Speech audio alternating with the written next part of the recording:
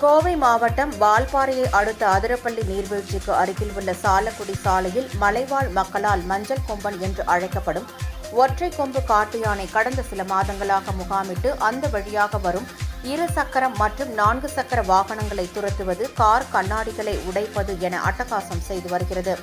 தற்போது கோடை வெயில் தொடங்கியுள்ள நிலையில் வனப்பகுதியில் இருந்த மஞ்சள் கொம்பன் தற்போது சாலையோரத்தில் உலா வருகிறது.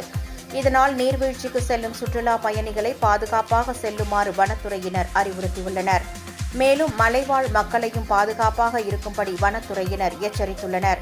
காட்டு யானையின் நடமாட்டம் காரணமாக அச்சம் கலந்த பரபரப்பு நிலவுகிறது.